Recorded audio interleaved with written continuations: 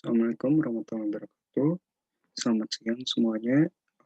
Semoga tetap berada dalam keadaan sehat dan diridhoi ya. Oke, dalam kesempatan kali ini kita akan membahas mengenai contoh soal dan pembahasan mengenai asam basa dan tentunya juga kita belajar mengenai titrasi ya. Kemarin kan udah sempat disinggung juga beberapa kali gitu ya, materinya udah lengkap juga yang udah diupload di YouTube kemarin. Jadi sekarang tinggal pemantapannya aja nih di soal-soalnya seperti itu. Nah, nanti untuk pembahasan kali ini kita akan membahas mengenai asam basa ya. Konsep apa namanya contoh soal asam basa karena kemarin kan konsepnya udah dijelasin juga, udah sempat dijelasin. Kemudian em, sekarang lebih ke contoh soalnya. Tapi kita juga akan masuk nih ke materi apa namanya yang baru nih, misalkan mengenai larutan garam. Kemudian kita juga akan mempelajari mengenai larutan penyangga seperti itu dalam kesempatan kita kali ini. Oke, langsung saja ya. Kita akan ya masing-masing 5 soal gitu ya. Nanti totalnya ada 15 gitu dari setiap bab gitu. Oke. Nah, gini nih.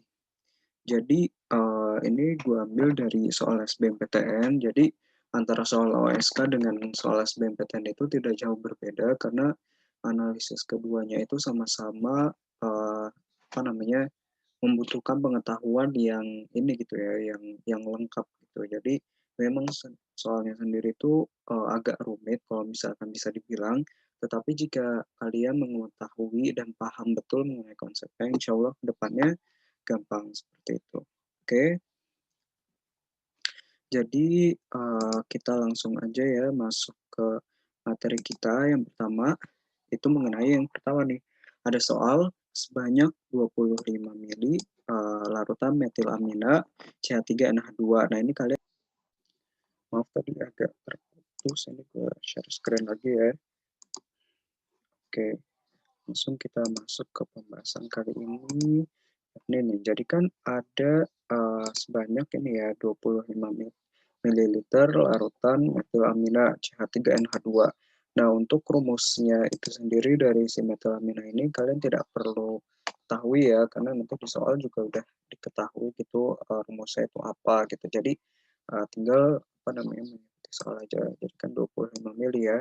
Kemudian konsentrasinya adalah 0,04 molar. Kemudian KB itu kan kemarin yang udah kita ketahui ya, jadi tetapan kekuatan dari basanya itu sendiri. Jadi kalau misalkan apa sih perbedaan KB dengan KA? Kalau KA ini buat asam gitu. Tapi kalau KB ini khusus untuk basa seperti itu. Berarti kita bisa menyimpulkan bahwasanya metilamina ini dia sifatnya adalah basa karena dinyatakan itu adalah KB gitu kan. Oke, di titrasi nih, kemarin kan udah sempat disinggung juga. Di titrasi itu artinya adalah dicampur gitu ya antara asam dengan basanya gitu. Nah, untuk pencampuran antara kedua ini gitu ya, ini kan dalam apa namanya dalam kasus kali ini kan merupakan campuran antara basa lemah kan, karena dia diketahui KB-nya gitu. Jadi kita mencampurkan antara basa lemah gitu ya, basa lemah ditambah dengan asam kuat gitu. Ya pasti kan senyawa akhirnya itu akan bersifat lebih asam kan. Kemarin juga sudah sempat disinggung. Kenapa? Karena nanti asam kuatnya ini uh, asam apa namanya asam kuatnya ini dia akan ini apa namanya akan asam kuatnya ini akan menetralisasi beberapa molekul dari basa lemah gitu sehingga nanti asam kuatnya ini dia masih tersisa seperti itu. Nah, pH larutan ya kan yang ditanya adalah pH larutan dari CH3NH2 sebelum dititrasi atau sebelum dia itu dicampurkan. Ya udah seperti biasa aja karena karena dia itu apa namanya si CH3NH2 itu merupakan basa lemah ya kan. Di kategori dari basa lemah seperti itu.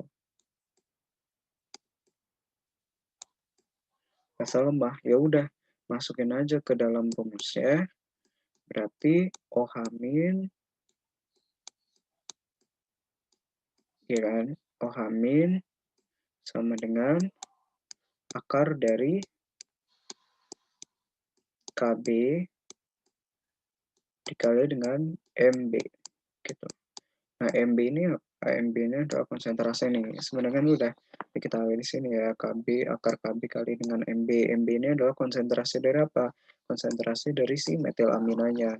Ya udah langsung masukin aja apa namanya ini ya, apa namanya angka-angkanya. Sebentar ini gua hapus dulu biar nggak memenuhi layar ya. Oke, ini dihapus dulu. Kiranya tadi udah jelas. Kita langsung masuk aja ke tadi pengumpulan ini ya. Jadi KB-nya itu kita udah tahu kan, KB-nya itu adalah 4 kali 10 4 minus 4. Tinggal ini di apa namanya disubstitusikan aja seperti biasa. Kemudian dikali dengan MB-nya. MB-nya udah diketahui juga nih 0,04.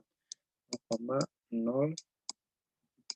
seperti itu, atau kalau diubah jadi 4 kali 10 4 minus 2 kayak gitu. Ini kan pasti udah diajarin juga kan cara mengubah 0,04 jadi 4 kali 10 minus 2. Udah jadi 4 kali 4 16 kan. 16 dikali dengan 10 4 minus 4, 10 4 minus 4 kali dengan 10 4 minus 2 gitu. Jadi hasilnya adalah ditambahkan 10 4 minus 6 seperti itu. Ya, 16 kali 10 4 minus 6. Ya udah ketika dia diakarin nanti dalamnya itu akar 16 itu kan akar 16 adalah berapa? Akar 16. Ini kan adalah 4 ya. Kemudian juga ada akar 10 4 minus 6. Ya udah, kalian tinggal bagi 6-nya ini dengan 2 kayak gitu. Jadi 10 angkat minus 3. Pokoknya gitu ya kalau misalkan apa namanya dalam suatu perakaran gitu. Bentar, gue hapus dulu. Nah, caranya tadi kan udah di ini ya, disebutin akar dari 10 4 minus 6. Jadi akar dari, kalau masih ada yang bingung kenapa, 10 4 minus 6 itu bisa diubah jadi gini. 10 4 minus 6 dibagi dengan akar itu kan otomatis kuadrat ya, tapi di sininya tuh dihilangin gitu tandanya gitu. Orang ya udah pada tahu juga kalau misalkan akar itu adalah kuadrat, jadi tinggal dibagi dengan 2. Jadi coret-coret hasilnya adalah 10 pangkat minus 3 seperti itu. Oke. Terus ya. Nah, jadi kan tadi 4 kali 10 minus 3 kan. Yang ditanya adalah si pH-nya gitu. Nah, gimana sih tadi kan udah diketahui nih si ternyata si mana tadi si OH-nya 4 kali 10 minus 3. Nah, ubah menjadi POH-nya, OH, ini adalah 3-nya pindahin ke depan, 3 minus gitu ya, minus log itu logaritma ya, logaritma 4.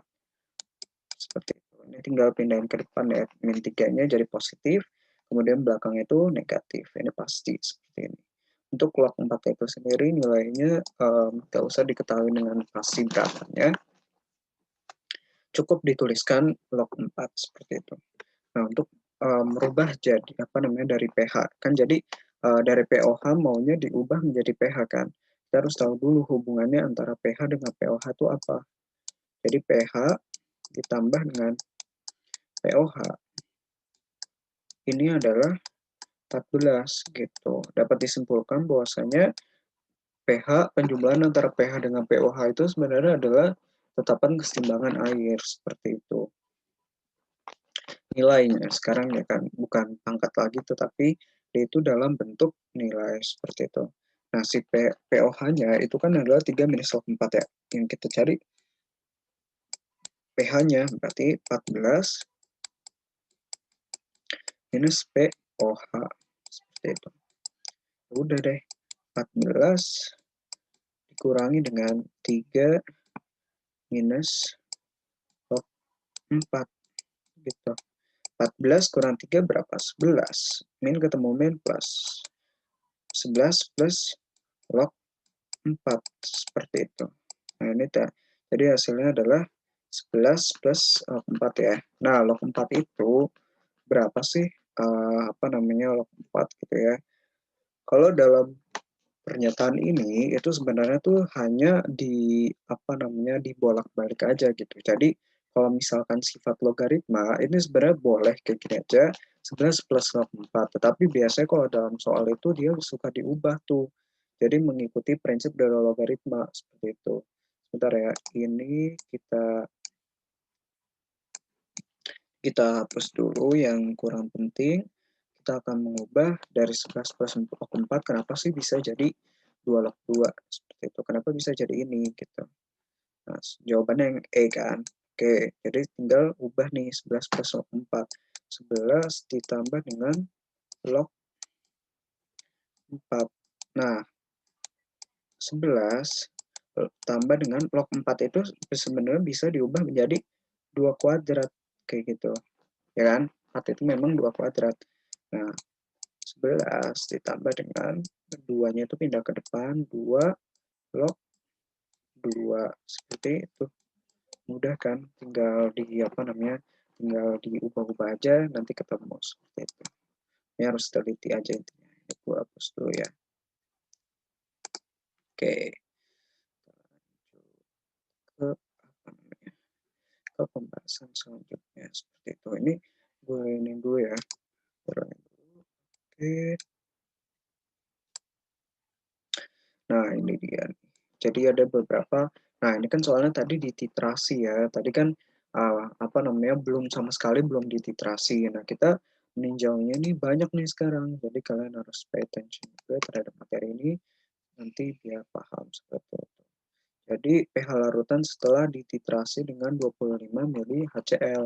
Jadi kan tadi basa lemahnya itu dicampur dengan asam kuat, nanti akan menghasilkan senyawa senyawa asam lemah gitu ya. Karena kenapa? Akan menyisakan asam karena kan tadi beberapa udah di istilahnya tuh sama si basanya ini sama si CH3 metilaminanya tuh udah dinetralisasi atau enggak si asamnya itu udah menjadi uh, si basanya itu sudah menjadi hilang gitu kan karena tadi kena senyawa asam gitu intinya berpikir seperti itu. Oke, nanti kan udah dititerasi ya, berarti kita mencari dulu nih si n-nya. N itu kan kemarin udah tahu ya, n itu sama dengan M dibagi dengan MR atau sama dengan M dikali dengan V gitu kan. Ini adalah hubungannya dengan molaritas atau molaritas sendiri itu kan dihubungkannya dengan konsep N per V ya kan. Nah, kita aplikasikan di sini gitu. Jadi si N-nya untuk mencari jumlah molnya kita kan harus mencari jumlah mol karena kita ingin membuat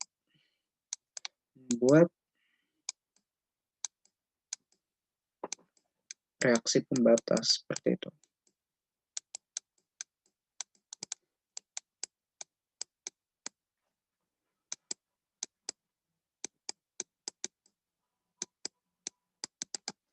Mengapa membuat reaksi pembatas? Ini untuk mengetahui senyawa akhir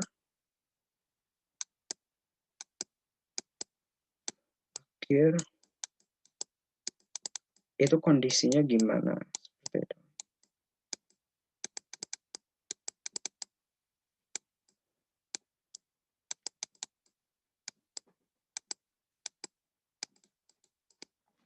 Kondisinya gimana maksudnya adalah nanti dia itu sifatnya asam atau basa seperti itu ya. Oke, ini gue hapus dulu. Oke, langsung aja masuk. Jadi kan kita harus mengetahui molnya gitu ya dari si metilamina. Molnya adalah 0,04, tadi udah diketahui di soal, dikali dengan 25 mili. Hasilnya adalah 1 milimol gitu. 1 milimol itu juga bisa dikatakan 1 kali 10 minus 3 mol. tapi dia dirubah ke dalam bentuk yang lebih enak gitu kan, karena biasanya kalau 10/4-3 ini kan ribet gitu, istilahnya gitu pembahasannya. Kan orang juga ribet juga kan mau pakai 10/4 pakai 0, berapa, mau pakai 10/4 berapa gitu, mendingan diubah aja sih ke satuan yang lain gitu, misalnya seperti milimol ini. Tetapi bisa juga dinyatakan dalam satuan mol, namun konsekuensinya itu lebih ribet aja dan lebih itu gitu, lebih nggak praktis dibandingkan dengan kalian mengubahnya itu ke dalam bentuk milimol seperti itu, atau kayak dalam liter ke mililiternya seperti itu. Ini kan akan lebih memudahkan kalian sendiri. Oke, jadi dari si NaCl-nya kita harus cari juga. Nah, tadi kan konsentrasinya adalah 0,02 ya kan, dikali dengan 25, hasilnya adalah 0,5 milimol. Nah, kita masukin nih, ada persamaan reaksinya.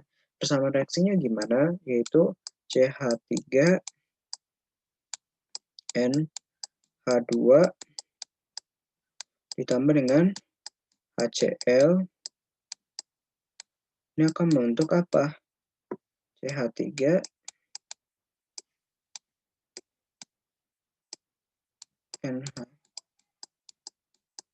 NH3 ditambah dengan Cl gitu. Kita harus mengetahui mana sih senyawa yang habis. Jadi kan mula-mulanya si C3NH2-nya itu adalah 1 milimol kan, sedangkan si HCl-nya itu adalah 0,5 milimol. Nah, dari sini kita udah tahu nih perbandingan dia dengan koefisiennya. Koefisien di depan CH3NH2 adalah 1 kan. Jadi 1 dibagi 1 adalah 1. Nah, si HCl-nya itu adalah 1 juga gitu. 1 dibagi dengan 1 itu adalah 1. Nih, 0,5 dibagi dengan koefisiennya sini 1 kan. Jadi 0,5 bagi 1 ya 1. Tetapi nilai si HCl-nya itu adalah lebih kecil dibandingkan dengan si CH3NH2. Konsekuensinya si HCl ini akan dijadikan sebagai reaksi pembatas seperti itu.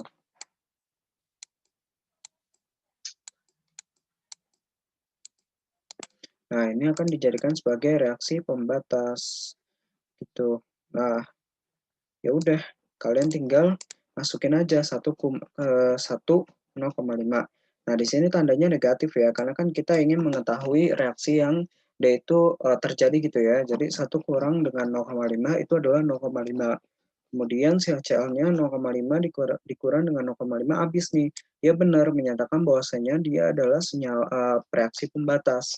Nah, kemudian CH3NH3 yang terbentuk nanti kan awalnya 0 ya kan. Ini strip ini 0 nih, belum ada sama sekali. Tetapi pas sudah reaksi dia itu muncul 0,5 gitu. Kenapa? Karena nanti kan si ininya dibandingin gitu koefisiennya. Jadi untuk mencari mol dari CH3NH3 itu adalah 1/1 dikalikan dengan 0,5.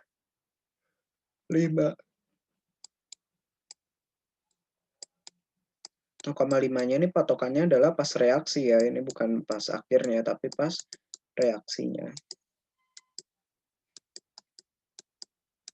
Gitu, seperti itu ya. Nanti gua hapus dulu. Nah, intinya seperti itu, ketika kita kurangkan antara 1 dikurang dengan 0,5, ya tentu hasilnya adalah 0,5 juga dong.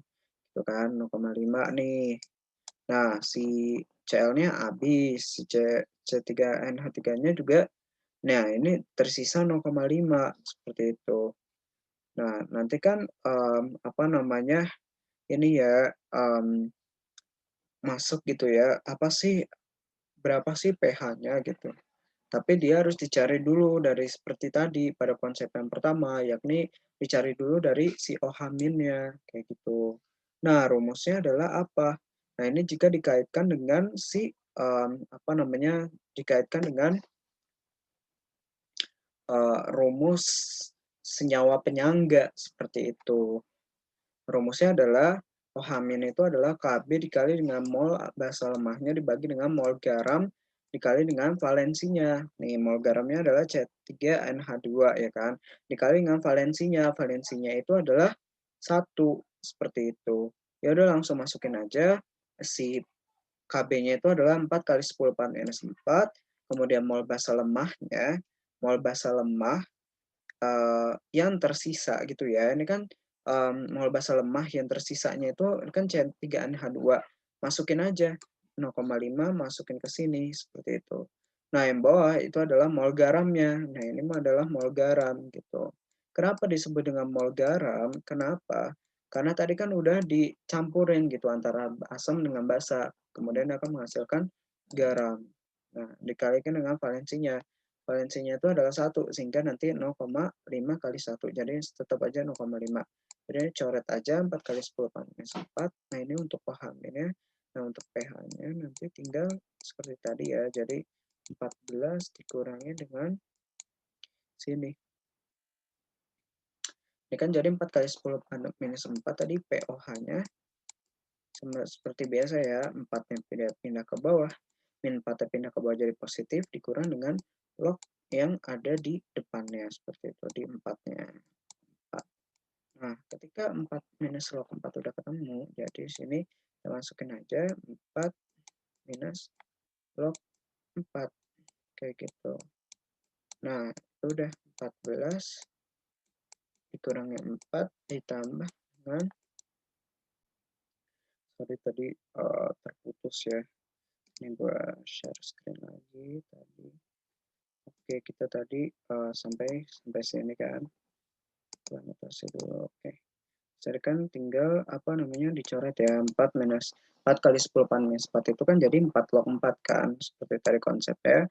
Kemudian si pH-nya gimana? Ya udah tinggal pH-nya itu adalah pH POH ya kan atau 14 kurangi dengan POH-nya seperti itu. Ya udah 14 kurangi dengan 4 minus log 4 itu ya. Udah 14 kurang 4 sama dengan 10 ditambah dengan si plus ya min ketemu min positif dikali dengan ditambah dengan log 4. Nah, log 4 ini bisa dijabarin lagi jadi 10 ditambah dengan log 2 kuadrat. 2-nya lu bisa pindahin ke bawah gitu ya, bisa pindahin ke sini. Sehingga hasilnya adalah 10 tambah dengan 2 log 2 seperti itu. 2-nya ini di bawah ya, ini pangkatnya tetap sama seperti itu. Oke, nanti hasilnya adalah 10 ditambah dengan 2 log 2 seperti itu. Ini kayak gitu ya. Lihat dulu. Oke, ini bentar gua notasinya gua stop dulu ya. Bentar. Oke. Kemudian kita membahas mengenai ini Bronsted-Lowry ya. Apa namanya konsep mengenai asam basa konjugasi gitu kan. Tadi udah kita bahas juga mengenai implementasi dari rumusnya. Kemudian sekarang kita akan membahas mengenai pasangan asam basa konjugasi seperti itu. Oke. Nah, di sini yang bukan merupakan pasangan asam basa konjugasi gitu. Mereka kan udah sempat dibahas juga nih apa namanya contoh-contohnya apa seperti apa gitu ya. Nah, di sini yang bukan merupakan pasangan asam basa konjugasi yang mana nih? Kan tandanya adalah bukan ya kan. Yang bukan itu apa? Ya, kalian harus tahu juga apa sih yang bukan merupakan pasangannya seperti itu. Nah, cara yang paling mudah adalah kalian menemukan sesuatu yang paling berbeda gitu. Karena antara asam dan basa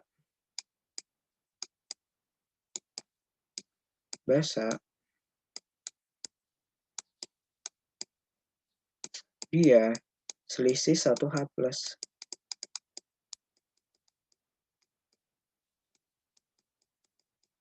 Seperti itu. Dia selisih 1H+ dan ini tuh pasti gitu ya.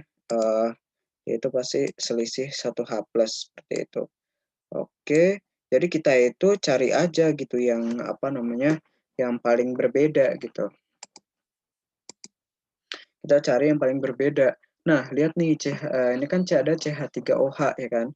CH3OH, nah kalian bentuk mana sih yang paling mirip? Tuh ya, jadi CH3OH kemudian berubah menjadi CH3O. Nah, ini pasti adalah pasangan nih. Kenapa? Karena nanti si OH-nya, ini kan ada H-nya, sedangkan ini nggak ada. Nah, itu udah bisa kalian tentukan sebagai pasangan asam basa konjugasi, seperti itu. Ini juga sama, C2H3O2. Nah, dengan si C2H3O2 yang ada H-nya, berarti ini benar ya, merupakan pasangan asam basa konjugasi.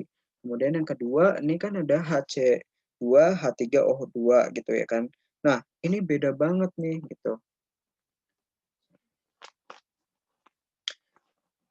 Oh ini sama deh, HC2H3O2 itu sama ya, jadi kan ini ada H plusnya, kemudian sini dia hilang H plusnya, ini bisa, kemudian juga CO32- menjadi HCO32- karena dia kemasukan H salah satunya, jadi ini bisa dikatakan sebagai asam basa konjugasi. Kemudian yang terakhir juga sama ya, ini bisa dimasukkan lagi gitu ya, H plusnya dia keluar menjadi CnH2 dan OH-nya itu dia ketambahan H plus menjadi H2O gitu. Yang tadi semulanya hanya adalah satu menjadi dua. Jadi ini 1, 2, 3 adalah betul. Nah, yang ditanya adalah yang bukan merupakan pasangan asam basa konjugasi. Kalian harus tahu nih, CH3OH, ini CH3O. Nah, kurang H, ini benar ya. Nah, yang ini H, C2H3O2. Nah, ini C2H3O2 dengan CO3. Nah, ini udah beda banget. Berarti bukan seperti itu. Gampangnya adalah kalian melihat sesuatu yang dia itu sangat berbeda gitu ya dengan pasangan ya seperti itu. Kemudian C6H5NH2 dengan NH3 ini kan mirip ya, jadi kemasukan salah satu H plus ya ke dalam si NH2 akan menyebabkan senyawa tersebut berbentuk memiliki rumus molekul yakni C6H5NH3 ini berarti betul. Kemudian ini C2H3O2 ini ketambahan satu H plus ya.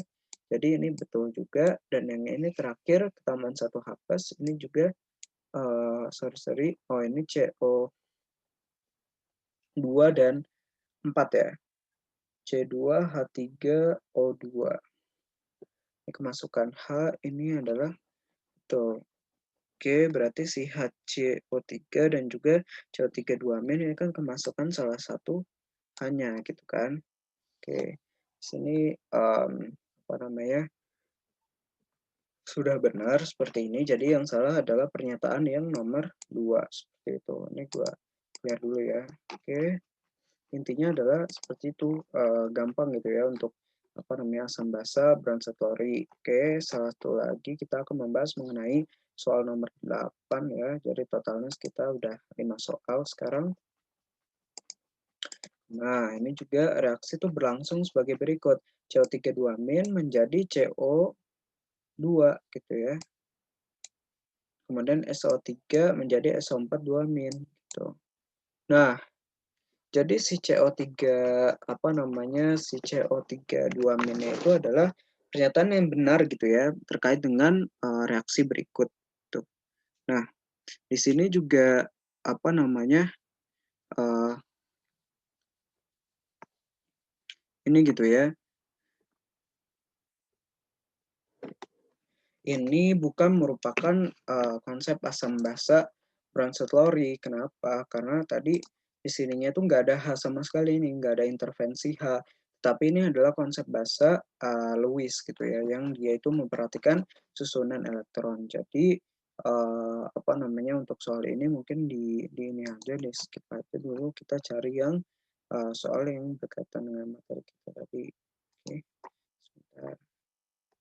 Oke, jadi kan tadi apa namanya soalnya itu seperti ini.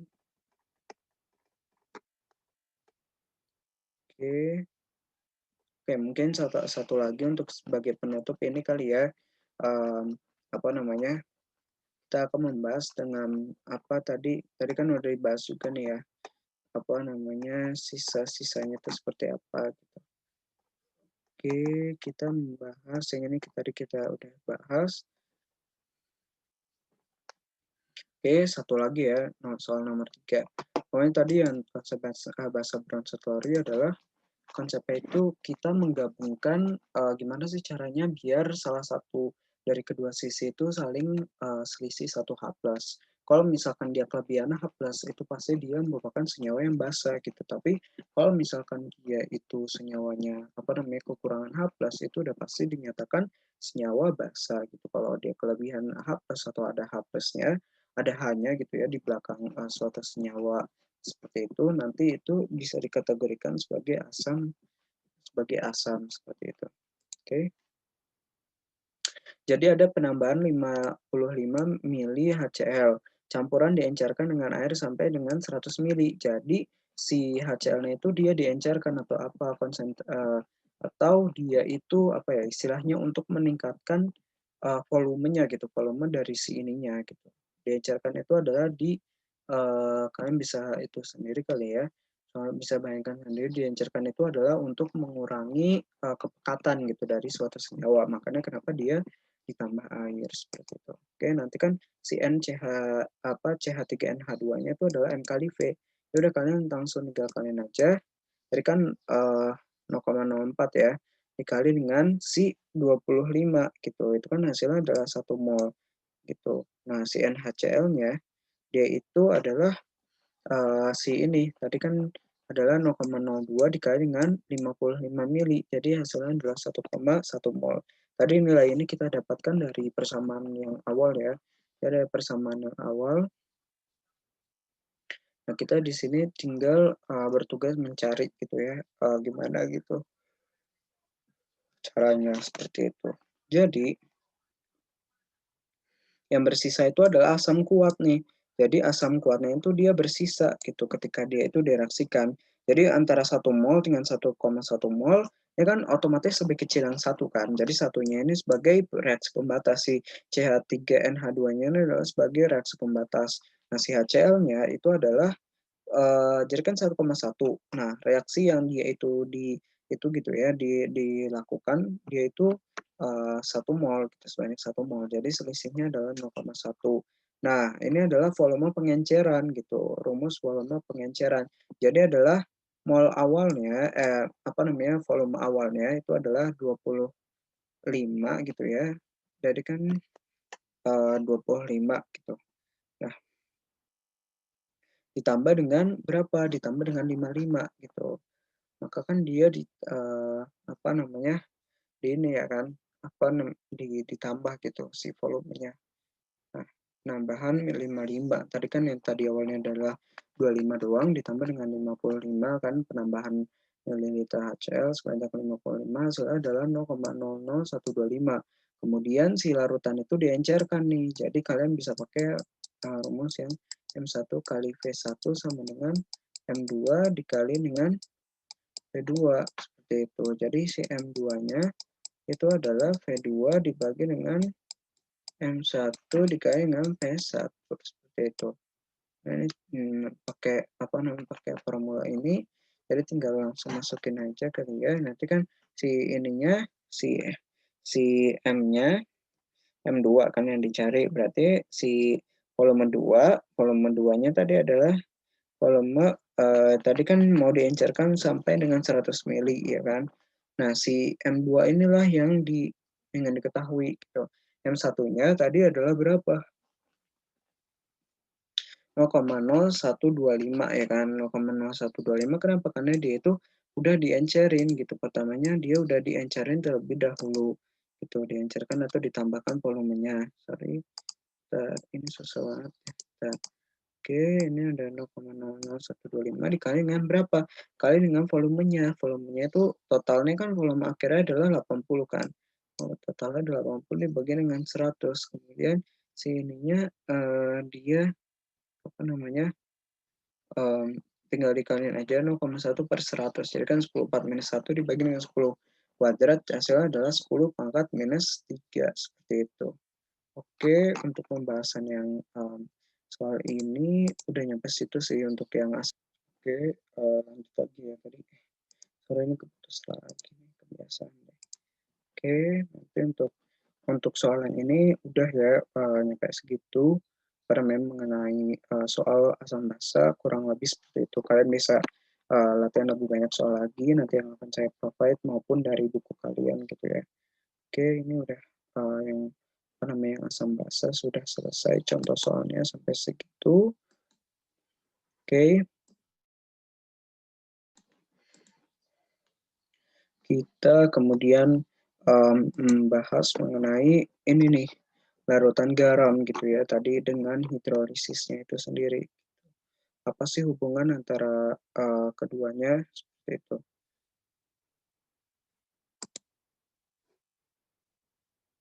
Sorry, sebentar. Ini dulu ya. Sebentar. Oke, ini gue hitung dulu komentar sini ya. Oke, kita lanjut. Tadi ya, kita singgung sedikit tadi mengenai larutan garam dan juga hidrolisis. Ini kurang rapih ya. Oke. Mengenai larutan garam dan juga mengenai hidrolisis. Sebenarnya apa sih perbedaan antara keduanya gitu ya? Jadi seperti yang gue pernah sampaikan sebelumnya, garam itu adalah zat yang dihasilkan dari reaksi netralisasi. Oke, kita lanjut tadi. Sorry ini keputus tadi ya. Oke, ini kita lanjut. Apa sih jadinya perbedaan gitu ya antara garam dengan si hidrolisis gitu. Nah, ini apa sih perbedaan antara keduanya gitu ya.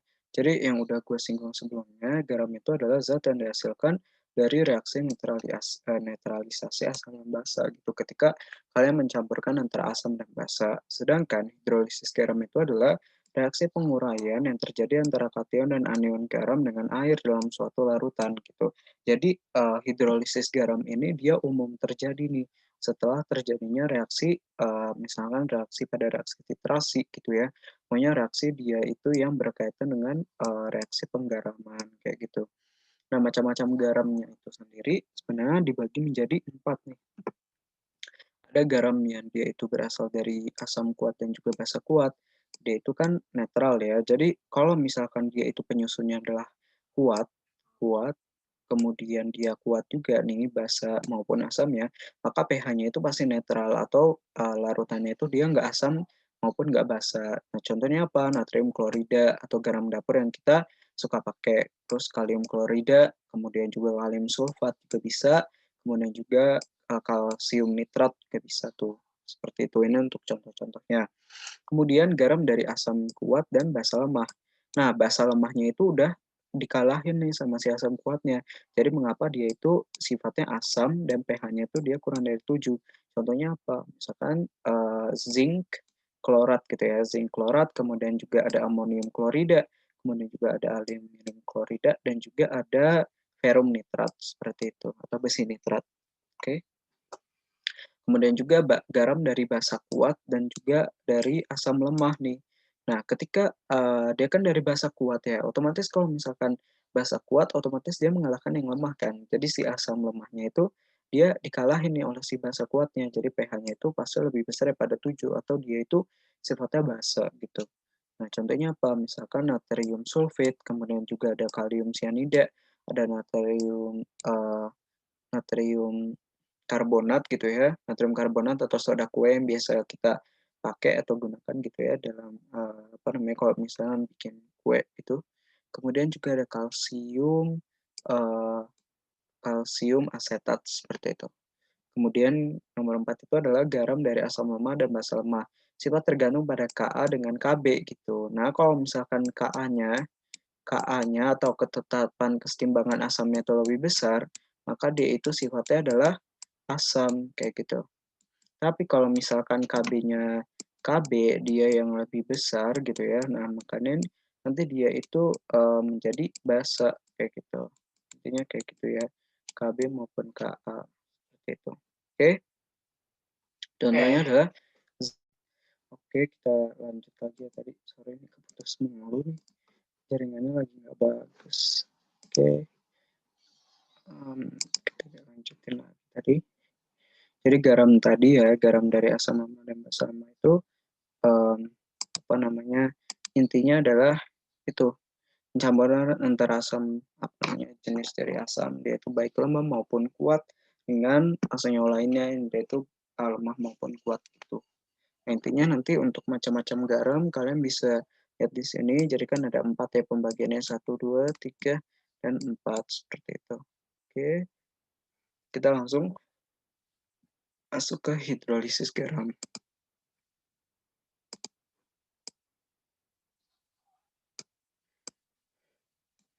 Nah, apa sih yang dimaksud dengan hidrolisis garam itu sendiri? Jadi, hidrolisis garam itu adalah reaksi yang umumnya itu terjadi gitu setelah terjadinya reaksi penggaraman. Nah, jadi hidrolisis garam itu adalah reaksi penguraian yang terjadi antara suatu kation dan anion garam dengan air suatu larutan, seperti itu. Nah, ini dengan air gitu ya. Di sini kan hidrolisis itu adalah pemecahan molekul oleh air. Hidrolisis garam itu sendiri konsepnya adalah menghasilkan asam asam dan basa pembentuk garamnya kayak gitu. Ini hapus dulu. Oke. Nah, kation dan anion itu dari asam basa kuat itu dia nggak dapat terhidrolisis nih karena dia terionisasi secara sempurna. Nah, kalau misalnya garamnya itu tidak bisa terhidrolisis, maka garamnya itu nggak akan terhidrolisis nih jika tidak ada kation maupun anion yang bereaksi gitu. Jadi dalam asam enam basa kuatnya itu kation dan anionnya itu tidak bereaksi sama sekali seperti itu. Jadi makanya dia itu tidak terhidrolisis. Kalau misalnya terhidrolisis sebagai sebagian salah satu kation atau si anionnya itu dia bereaksi gitu ya. Kalau kation itu kan yang positif ya, kalau anion itu dia yang sifatnya adalah negatif. So, kalau positif melepas elektron, kalau negatif dia menarik elektron. Nah, garam terhidrolisis sempurna jika kation dan anion bereaksi. Nah, ini contohnya dalam asam lemah dan juga basam lemah seperti itu. Nah, misalkan ada KCl gitu ya. Nah, KCl itu, nah ClK-nya itu kan dia berasal, sorry, ini gue hapus dulu ya. Nah, ini jadi si KCl gitu ya, si K-nya ini dia itu berasal dari basa kuat. Apa misalnya? Contohnya adalah KOH kayak gitu. Nah, si Cl-nya juga dari asam kuat juga dong. HCl gitu kan. Ini juga dari apa namanya asam kuat. Nah, ini nanti jadinya trion nih. Apa namanya tidak sama sekali tidak terjadi nih ya si K-nya. Jadi si K maupun si Cl-nya itu dia tidak akan dihidrolisis gitu. Nggak bisa karena dia itu udah terionisasi secara sempurna. Intinya di situ kalian ingatnya kayak gitu ya.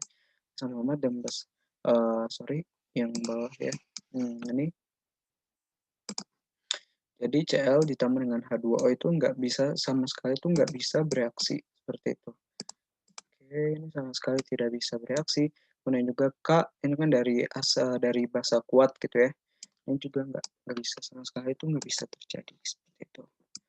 Oke, kemudian hidrolisis garam dari asam kuat dan basa lemah itu terhidrolisis bagian gitu ya. Kalau misalkan salah satunya itu dia dari asam kuat gitu ya, dari sesuatu yang kuat dan itu dari lemah gitu ya. Asam kuat dengan basa lemah kan akan menghasilkan asam lemah kan karena asam kuatnya akan menetralkan beberapa bagian dari asam lemahnya gitu. Jadi terhidrolisis bagian dan garam itu dia bersifat asam kayak gitu. Oke. Ini ya sebentar, gue scroll ke atas dulu. Nah, ini contohnya nih. Contohnya seperti ini. Gue itu dulu anotasikan dulu ya, biar kelihatan jelas. Nah, misalnya NH4Cl. Nah, NH4Cl ini itu dari senyawa yang senyawa itu yang lemah gitu ya. Jadi makanya dia itu bisa terhidrolisis NH4 menjadi NH4OH gitu. Nah, Cl-nya nggak bisa kan karena dia itu tadi berasal dari asam kuat gitu. Cuman Cl-nya itu nggak bisa H